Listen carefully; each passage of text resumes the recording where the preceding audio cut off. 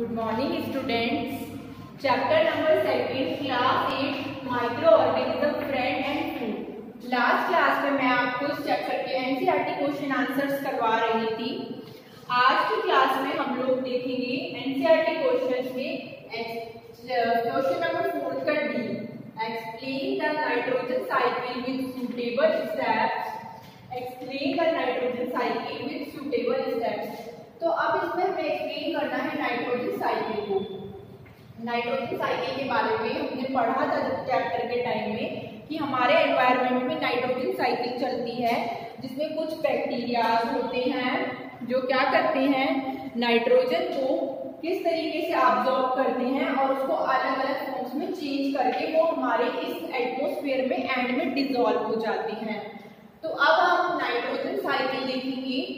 Our atmosphere has 78% nitrogen gas. हमारे atmosphere में 78% nitrogen gas होती है। The atmospheric nitrogen is taken only by certain bacteria, rhizobium। हमारी जो एटमॉस्फेयर होता है उसमें एक राइजोबियम नाम का बैक्टीरिया होता है जो क्या करता है, जो एटमॉस्फेयर की नाइट्रोजन को लेता है। एंड ब्लू ग्रीन एल्गी होता है जो कि कहाँ होता है, सॉइल में होता है। They converted into nitrogen compounds protein. ये क्या करते हैं, कन्वर्ट कर देते हैं नाइट्रोजन कंपाउंड को। ठीक है, ये क्या करते हैं, जो हमारी एटमॉस्फेयर की नाइट्रोजन होती है उसको नाइट्रोजन कंपाउंड में कन्वर्ट कर देते हैं। When animals eat these plants, they also get these proteins. When animals eat, जब एनिमल जो है इन प्लांट्स को खाते हैं तो उनको क्या ये प्रोटीन भी मिलता है एज अ नाइट्रोजन की फॉर्म में। When plants and animals die, bacteria and fungi present in the soil convert the nitrogenous wastes into nitrogenous compounds to be fed by plant again. When plant and animals, जब plants और animals जो मर जाते हैं, bacteria and fungi present in the soil. तो bacteria और fungi जो होते हैं वो कहाँ प्रेजेंट होते हैं, सॉइल में। Convert the nitrogenous wastage, convert कर देते हैं इसको नाइट्रोजनस वेस्टेज में into nitrogenous compound. Nitrogenous wastage को नाइट्रोजनस कंपाउंड में कन्वर्ट कर देते हैं और जो कि नाइट्रोजनस कंपाउंड होते हैं प्लांट के द्वारा, प्लांट यानी पेड़ पौधों के द्वारा अगेन यूज कर लिए जाते हैं। तो क्या होता है, राइजोबियम बैक्टीरिया होता है हमारी एटमॉस्फेयर में और ब्लू ग्रीन एल्गी जो होती है सॉइल में। ठीक है, तो ये जो एटमॉस्फेयर की जो नाइट्रोजन होती है ये only and only taken by only certain bacteria. Like rhizobium bacteria इसको लेता है और उसके बाद कन्वर्ट कर देता है इसको नाइट्रोजन कंपाउंड में, आगे नाइट्रोजन कंपाउंड में कन्वर्ट कर देता है। When animals eat these plants, they also get these proteins।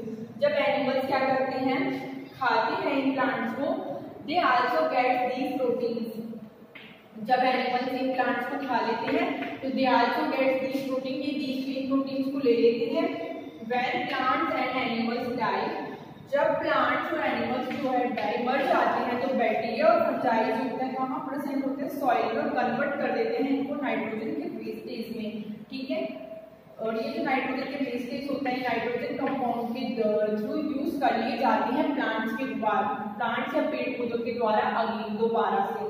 तो इस तरीके से हमारे जो ये नेचर है इसमें पूरा का पूरा नाइट्रोजन साइकिल इस तरीके से चलता है। और ये नाइट्रोजन साइकिल जो होता है ये हमारी जो नेचर है उसके लिए इम्पोर्टेंट भी है, बिकॉज नाइट्रोजन साइकिल से क्या होता है, एनिमल्स को और प्लांट्स को प्रॉपर नाइट्रोजन मिल पाती है। क्योंकि नाइट्रोजन जो हमारी एटमॉस्फेयर में 78% होती है, तो किस तरीके से वो कन्वर्ट होकर वापस एटमॉस्फेयर में आती है तो उस पर एक पूरी साइकिल चलती है। ठीक है,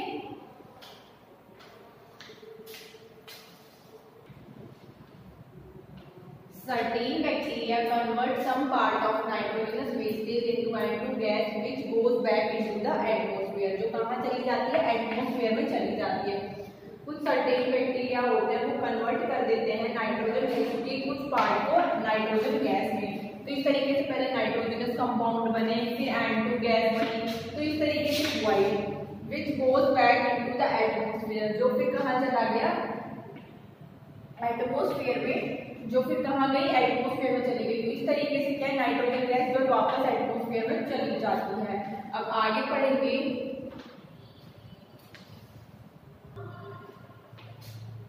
अब आगे देखेंगे question number 5, match the organisms in column A with their action in column B. ठीक है, match the organisms in column A with their action in column B. अब इसमें ए है और इसमें बी है, तो ए में देखो हमें दिया हुआ है बैक्टीरिया। बैक्टीरिया क्या करता है, बैक्टीरिया क्या कोज करता है, बैक्टीरिया कोज करता है मलेरिया। ठीक है, तो इसको इससे मैच करना है। नेक्स्ट दिया हुआ राइजोबियम, मैंने आगे भी पढ़ाया था नाइट्रोजन फिक्सिंग में कौन काम आता है, राइजोबियम, तो राइजोबियम आएगा। लैक्टोबैसिलस क्या करता है, लैक्टोबैसिलस करता है सेटिंग ऑफ कर्ड। ठीक है, तो यहाँ पे ये आएगा। ईस्ट क्या करता है, ईस्ट क्या करता है, बेकिंग ऑफ ब्रेड। ठीक है, आगे देखो ए प्रोटोजोन, प्रोटोजोन क्या करता है, प्रोटोजोन करता है क्रोजिंग मलेरिया।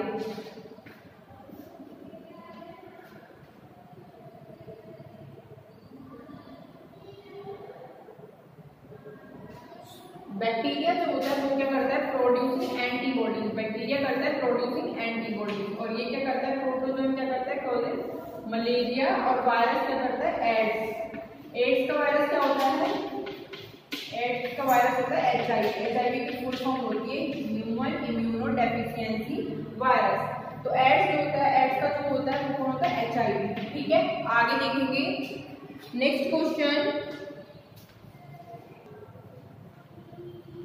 क्वेश्चन नंबर 6 में फिल इन द ब्लैंक्स पढ़ना है। Micro organisms can be seen with the help of, इसमें हम क्या करेंगे, इसमें हम क्या फिल करेंगे, माइक्रो ऑर्गेनिजम्स को हम माइक्रोस्कोप की हेल्प से देख सकते हैं। ठीक है, माइक्रोस्कोप की हेल्प से देख सकते हैं। Blue green algae fill in the blanks where directly from the air to enhance the fertility of soil. Blue green algae क्या करती है, ब्लू ग्रीन एल्गी नाइट्रोजन को डायरेक्टली एयर से लेती है, नाइट्रोजन को लेती है डायरेक्टली एल्गी से फ्रॉम एयर से, और इनहेंस करती है फर्टिलिटी किसकी, सॉइल की। सॉइल की जो फर्टिलिटी होती है उसको इनहेंस करती है। नेक्स्ट सी पे आएगा एल्कोहल। एल्कोहल जो होता है वो प्रोड्यूस होता है with the help of the yeast.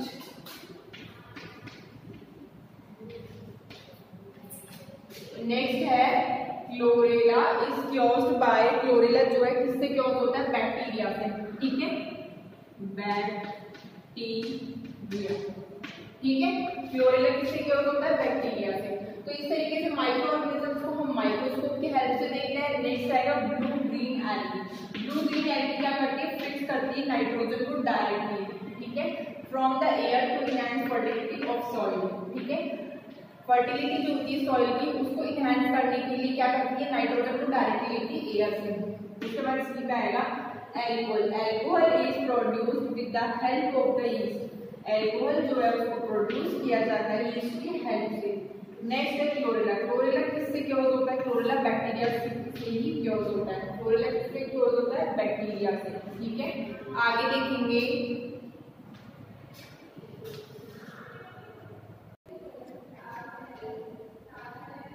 Can microorganism be seen with the naked eye? If not, how can they be seen?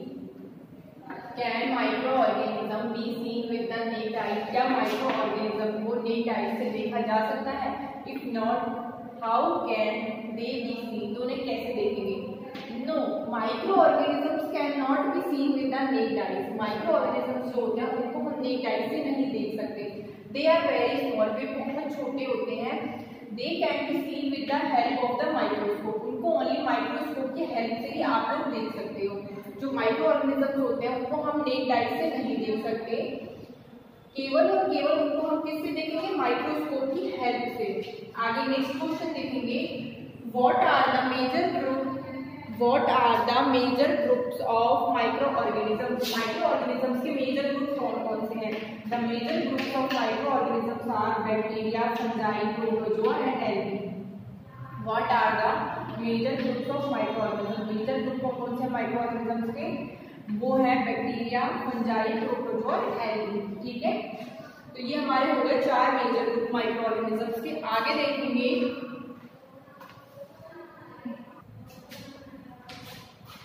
Name the microorganisms which can fix atmosphere nitrogen in the soil. Name the micro organism, हमें उस micro organism का name देना है जो क्या करते हैं, fix करते हैं एटमॉस्फेरिक नाइट्रोजन को किसमें, सॉइल में, ठीक है। Bacteria such as rhizobium and certain blue green algae present in the soil. Bacteria होता है such as rhizobium, bacteria such as rhizobium and certain blue green algae present in the soil, वो कहाँ present होता है, soil में। Can fix atmospheric nitrogen and convert it into usable nitrogen, और वो क्या कर देते हैं, कन्वर्ट कर देते हैं इनको यूजेबल नाइट्रोजन कंपाउंड्स में, ठीक है। Which are used by plants for the synthesis plant protein and other compounds, जो किसके द्वारा आगे प्लांट्स के द्वारा यूज हो जाते हैं सिंथेसिस में और प्लांट प्रोटीन में और अदर कंपाउंड में, ठीक है। Bacteria such as rhizobium, bacteria कुछ ऐसे होता है राइजोबियम की टाइप होते हैं, ठीक है। और सर्टेन कुछ ब्लू ग्रीन एल्गी होती है जो कहाँ रिप्रेजेंट, जो कहाँ प्रेजेंट होती है, सॉइल में, और वो क्या करती है, एटमॉस्फेरिक नाइट्रोजन को क्या करती है, फिक्स कर देती है और कन्वर्ट कर देती है उसको यूजेबल नाइट्रोजनस कंपाउंड में। उसको कहाँ कन्वर्ट कर देती है, यूजेबल नाइट्रोजन कंपाउंड में। Which are used by plant, जो किसके द्वारा यूज हो जाती है, प्लांट्स के द्वारा, एंड सिंथेसिस प्लांट प्रोटीन, और सिंथेसिस करती है प्लांट प्रोटीन में एंड अदर कंपाउंड में, और किसमें, अदर कंपाउंड में। अब आगे देखेंगे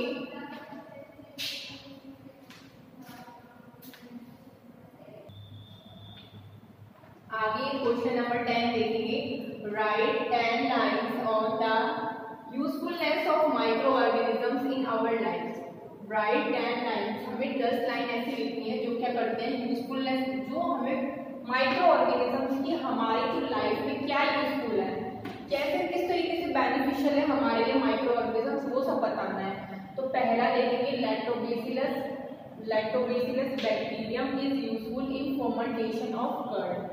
लैक्टोबैसिलस जो होता है, lactobacillus bacterium is useful in fermentation of curd. जो लैक्टोबैसिलस होता है वो बैक्टीरिया जो होता है वो कर्ड के फर्मेंटेशन में बहुत ही ज्यादा यूजफुल है। सेकंड देखेंगे micro organisms are also used in the making of bread, pastries and cakes. Micro organisms जो होते हैं बहुत ही ज्यादा यूजफुल होते हैं ब्रेड बनाने में, पेस्ट्रीज बनाने में और केक बनाने में, ठीक है। नेक्स्ट देखेंगे third, they are also used in cleaning up the environment. ये क्या करते हैं कि एनवायरनमेंट की क्लीनिंग में भी हेल्प करते हैं। नेक्स्ट देखेंगे bacteria. Bacteria are also used in agriculture to increase the fertility by fixing nitrogen. Nitrogen का फिक्सेशन करके ये क्या करते हैं, ये बैक्टीरिया यूज होते हैं एग्रीकल्चर में भी, और ये क्या करते हैं, सॉइल की फर्टिलिटी को इंक्रीज कर देते हैं बाय फिक्सिंग नाइट्रोजन, ठीक है, नाइट्रोजन को फिक्स करके। फिफ्थ नंबर पे है micro organisms like yeast are used for the production of alcohol. Micro organisms जो होते हैं like yeast are used for the production of alcohol. Alcohol की प्रोडक्शन में कौन यूज होता है, माइक्रो ऑर्गेनिजम्स, ठीक है। आगे देखेंगे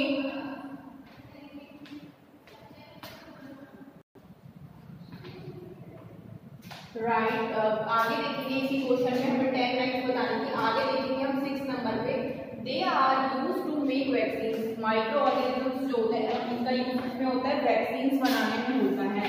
आगे देखेंगे they are used to make antibiotics. इनका यूज किया जाता है एंटीबायोटिक्स बनाने में। देन आगे नेक्स्ट आएगा some micro organisms are used to make preservatives. इनका यूज किया जाता है प्रिजर्वेटिव्स बनाने में। माइक्रो ऑर्गेनिजम्स का जो यूज किया जाता है इसमें किया जाता है प्रिजर्वेटिव्स, प्रिजर्वेशन, जो प्रिजर्वेशन की हमारी प्रोसेस होती है उसमें भी माइक्रो ऑर्गेनिजम्स का यूज किया जाता है। आगे देखेंगे micro organisms are used to make manure. Micro organisms जो है इनका यूज किया जाता है मैन्योर बनाने में, ठीक है।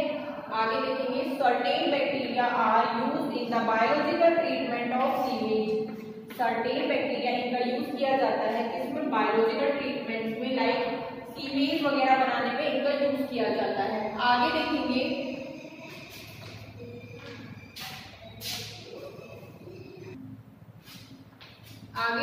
Next question number 11, right a short paragraph on the harms caused by micro organisms. Right a short paragraph, हमें एक शॉर्ट पैराग्राफ बताना है कि कौन कौन से हार्म्स होते हैं जो माइक्रो ऑर्गेनिजम्स के द्वारा होते हैं। Micro organisms are harmful in many ways. Micro organisms हमारे लिए बहुत सारे वेज में हार्मफुल होते हैं। Some of the micro organisms cause disease. कुछ ऐसे माइक्रो ऑर्गेनिजम्स होते हैं जिनसे डिजीज क्योज होती है in human beings, plants and animals. Human beings के अंदर, प्लांट्स के अंदर और एनिमल्स के अंदर। सच डिजीज कॉजिंग माइक्रो ऑर्गेनिजम्स, कुछ ऐसी डिजीज होती है जो क्या करती है, माइक्रो ऑर्गेनिजम्स कॉज करती है, आर कॉल्ड पैथोजेंस। इनको क्या कहा जाता है, पैथोजेंस कहा जाता है। कुछ ऐसी डिजीज होती हैं जो माइक्रो ऑर्गेनिज्म से होती हैं और उनको क्या कहा जाता है, पैथोजेंस। ये क्वेश्चन कई बार एग्जाम में पूछा जाता है कि पैथोजेंस क्या होते हैं। तो पैथोजेंस वही होते हैं जो कुछ ऐसी डिजीज होती है जो माइक्रो ऑर्गेनिज्म के द्वारा क्योज होती है। ठीक है, some micro organisms spoil food, clothing and leather. कुछ ऐसे माइक्रो ऑर्गेनिजम्स होते हैं जो क्या करते हैं, स्पॉइल कर देते हैं, खराब कर देते हैं फूड को, क्लोथिंग को और लेदर को। ठीक है, तो ये क्या होता है, कुछ ऐसे ये भी क्या करते हैं, हार्म करते हैं हमारे फूड्स को, क्लोथ्स को, लेदर को। और इसी तरीके से आगे कुछ ऐसे माइक्रो ऑर्गेनिजम्स होते हैं जो ह्यूमंस के अंदर क्या कर देते हैं, डिजीज कर देते हैं। तो ये भी हमारे लिए बहुत ही ज्यादा हार्मफुल होते हैं। और कुछ माइक्रो ऑर्गेनिजम्स होते हैं जो प्लांट्स में भी डिजीज कॉज कर देते हैं। तो वो क्या होता है, वो भी माइक्रो ऑर्गेनिजम्स के थ्रू ही होता है। इस तरीके से प्लांट्स को भी वो क्या करते हैं, नुकसान पहुंचा देते हैं। इस तरीके से हमने यहाँ पे पढ़ा कि कुछ माइक्रो ऑर्गेनिजम्स होते हैं जो क्या करते हैं, हमारे फूड को और हमारे क्लोथ को खराब कर देते हैं। कुछ माइक्रो ऑर्गेनिजम्स ऐसे भी होते हैं जो क्या करते हैं, प्लांट में भी डिजीज कॉज करते हैं और कुछ होते हैं जो एनिमल्स में डिजीज कॉज करते हैं। तो इस तरीके से हमने ये हार्मफुल इफेक्ट देखे। आगे देखेंगे फूड पॉइजनिंग। फूड पॉइजनिंग में क्या होता है, food poisoning can be caused as a result of consumption of food fluid of some micro organisms. कुछ ऐसे जो होते हैं वो क्या करते हैं, माइक्रो ऑर्गेनिजम्स होते हैं जो फूड पॉइजनिंग कॉज करते हैं, वो क्या करते हैं, स्पॉइल कर देते हैं। ठीक है, वो क्या कर देते हैं, फूड को स्पॉइल कर देते हैं। कुछ ऐसे माइक्रो ऑर्गेनिजम्स भी होते हैं जो फूड को क्या कर देते हैं, स्पॉइल कर देते हैं। तो इस तरीके से क्या होता है कि can be caused as a result of consumption of food. उसको क्या, वो स्पॉइल कर देते हैं। जब वो स्पॉइल कर देते हैं तो फूड पॉइजनिंग होती है। फूड पॉइजनिंग के अंदर क्या होता है, जो हमारा जो फूड होता है वो पूरा स्पॉइल हो जाता है, वो खाने लायक नहीं रहता। तो कुछ ऐसे माइक्रो ऑर्गेनिजम्स भी होते हैं जो हमारे फूड को खराब करने में, स्पॉइल करने में मेन उनका हार्मफुल इफेक्ट होता है। आगे देखेंगे, आगे इस चैप्टर में हम नेक्स्ट क्वेश्चन देखेंगे।